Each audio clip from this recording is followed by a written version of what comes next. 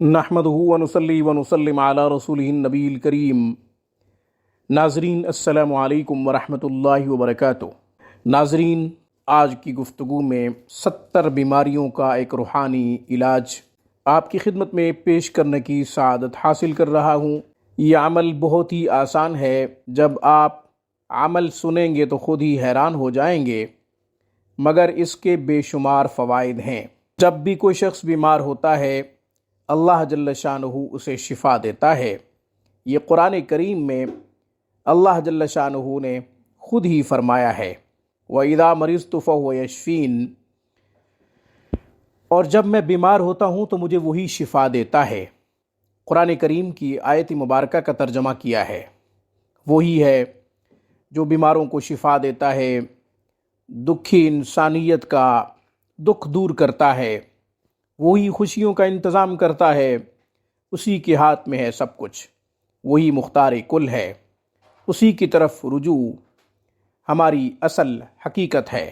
چونکہ ہم محتاج ہیں، اس لیے ہمیں ہر وقت اسی کے سامنے محتاج بن کر، منگتا بن کر، بھکاری بن کر مانگنے کی تعلیم دی گئی ہے۔ حضور نبی کریم صلی اللہ علیہ وسلم نے ہمیں یہی تعلیم دی ہے کہ ہر وقت اپنے رب سے مانگیں۔ اس لیے 24 گھنٹوں کی دعائیں ملتی ہیں، دن رات کی، صبح و شام کی دعائیں ملتی ہیں، جس میں اللہ جل شانہ کی طرف مکمل توجہ کی تعلیم موجود ہے کہ اسی کی طرف متوجہ ہوں، اسی سے مانگیں۔ کسی بھی چیز سے پناہ میں آنا ہے تو وہ صرف اللہ کی پناہ میں آنا ہے۔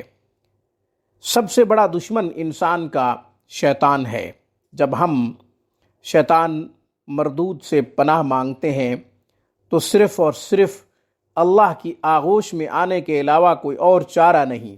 بہرحال بیماری میں اللہ کو پکارنا ہے، وہی صحت دیتا ہے، وہی زندگی دیتا ہے، وہی تندرست بناتا ہے۔ بسم اللہ الرحمن الرحیم، لا حول ولا قوة الا باللہ العلی العظیم۔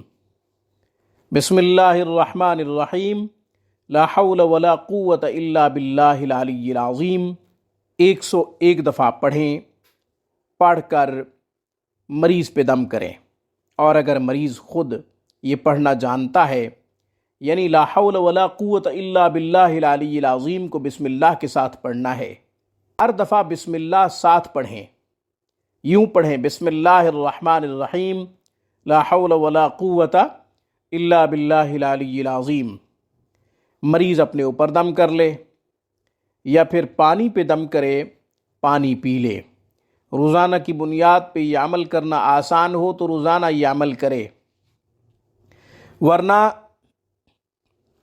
پانی پہ ایک دفعہ دم کر لے اور وہ پانی پیتا رہے، اور جتنی تعداد آسانی سے پڑھی جا سکتی ہے پڑھے۔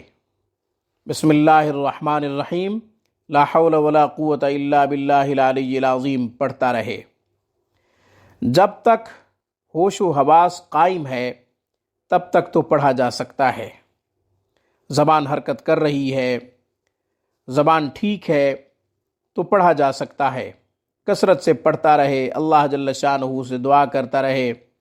اس کے 2 فائدے ہوں گے، ایک تو اللہ کا تعلق نصیب ہوگا، اللہ کا قرب نصیب ہوگا، اور اللہ جل شانہ کی توجہ اور اس کی خصوصی رحمت نصیب ہوگی، اس کا خاص فضل نصیب ہوگا، صبر نصیب ہوگا۔ بیمار اکثر مایوس ہو جاتا ہے، جب آپ یہ عمل کریں گے تو مایوسی ختم ہو جائے گی، نا امیدی ختم ہو جائے گی، پھر آپ اپنی تکلیف کو صبر سے جھیلیں گے۔ صبر سے تکلیف کو برداشت کرنا یہ بھی بہت بڑی بات ہوتی ہے، ورنہ بیمار اکثر و بیشتر کفریہ کلمات کہتے ہوئے ہم نے ان کو سنا ہے۔ آج کی گفتگو میں بس اتنا ہی۔ السلام علیکم ورحمۃ اللہ وبرکاتہ۔